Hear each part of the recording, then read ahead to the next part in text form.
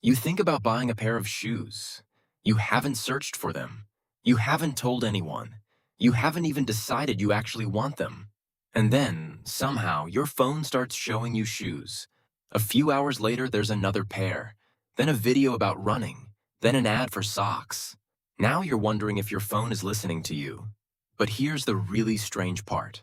Sometimes the internet seems to know what you're going to want before you've even decided it yourself. And that raises a much bigger question. Is the internet predicting what you want? Or is it quietly teaching you what to want? Because those are two very different things. Imagine you're scrolling through Instagram or YouTube. You watch one video about someone traveling to Japan. Nothing unusual. Then the algorithm shows you another. You watch that one too. Now you get videos about Tokyo, then restaurants, then hotels, then flights. Suddenly, you're looking at a vacation you weren't planning to take 3 minutes ago. And now you're thinking, maybe I should go. It feels like the algorithm read your mind. But it probably didn't. It did something much more interesting. It watched what you did. Every click, every pause, every swipe, every video you watched until the end. And, perhaps most importantly, every video you almost watched, but skipped. Because the internet doesn't need to know what you are thinking. It just needs to know what you do. Think about your last hour online. You probably left behind a trail of tiny decisions. You clicked something, ignored something, paused something, watched something twice. Maybe you spent 3 seconds longer looking at one image than another. To you, these moments are meaningless. To a recommendation system, they're clues.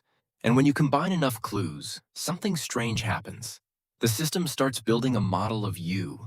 Not the version of you that you tell your friends about, the version that your behavior reveals. You might think you're interested in fitness, but the algorithm might notice that you only watch videos about people getting fit. You might think you love cooking, but the data might suggest you actually spend more time watching people argue about restaurants. You think you are one person. The algorithm may have several different versions of you, and each one is based on what you actually do. This is where things get weird, because algorithms don't just look at you, they compare you. Millions of other people have behaved in ways that look surprisingly similar to yours.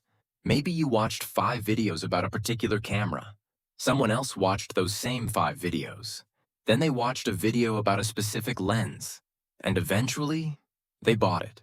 The algorithm doesn't know why they bought the lens. It doesn't need to. It just notices a pattern. People who behave like you often do this next. So it shows you the lens. You click it, and suddenly, the machine has learned something new about you. This is essentially how recommendation systems become frighteningly good. Not because they understand you like a human does, but because they don't need to. They can find patterns that you would never notice yourself. And sometimes those patterns reveal something about you before you consciously realize it. You may not think you're interested in a new hobby, but perhaps you've been watching videos about it for 3 weeks. You may not think you're unhappy with your job, but maybe you've started watching career videos every night.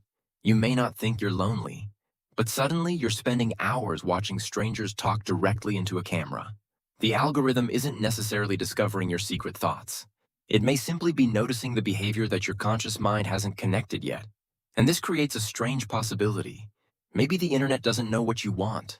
Maybe it's just better at noticing what you're already becoming. But there's another problem. Because the system isn't sitting there waiting patiently for you to reveal your deepest desires. It has something to sell. Your attention. The longer you stay, the more opportunities there are to show you something. So the algorithm has a goal. Keep you interested. And this changes the relationship completely. Imagine you walk into a restaurant. The waiter watches everything you do. You look at the menu.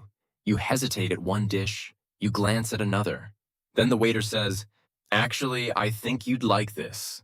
You try it, and now you're wondering, did the waiter discover your taste? Or did the waiter create it? That's the uncomfortable question hiding inside recommendation algorithms. When YouTube recommends 10 videos about something you already love, it's predicting your interests. But what happens when it recommends something you've never considered? You click, you watch, you become interested. And now the algorithm has successfully predicted your future interest by helping create it. This is why the internet can sometimes feel like it's reading your mind. It isn't just predicting what you'll do.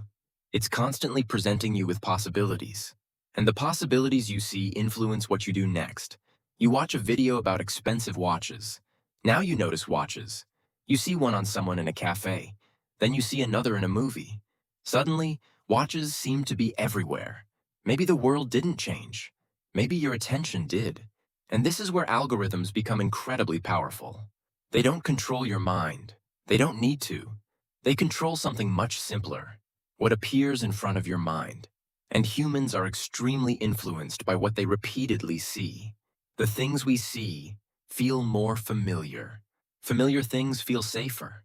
Things we see repeatedly start to feel more important. And eventually, something that was completely irrelevant yesterday can suddenly feel like something we've always wanted. Which brings us back to that pair of shoes. Maybe your phone wasn't listening to you. Maybe you searched for something similar 3 weeks ago. Maybe you watched a video about running. Maybe thousands of people who behave like you eventually bought those shoes. The algorithm connected the dots and showed you the answer before you had finished asking the question. But there's a deeper possibility. Maybe you didn't suddenly decide you wanted those shoes. Maybe the idea had been slowly building. One video, one image, one recommendation, one tiny moment of attention at a time, until one day, the thought finally appeared in your head. I think I want these. And by then, the algorithm may have already known, or at least it thought it knew. Because that's the real trick. The internet doesn't need to predict your entire future. It only needs to predict your next click, then the next one, then the next one. And if it gets those right often enough, something extraordinary happens. It begins to feel like the machine knows you. But perhaps the machine isn't looking into your mind. Perhaps it's looking at the trail you leave behind. And maybe that's even stranger. Because the most accurate description of who you are online might not be the person you say you are. It might be the person your behavior quietly reveals. And the next time your phone shows you something and you think, how did it know I wanted that? Maybe the real question isn't, how did the internet know? Maybe it's, how long have I been wanting it?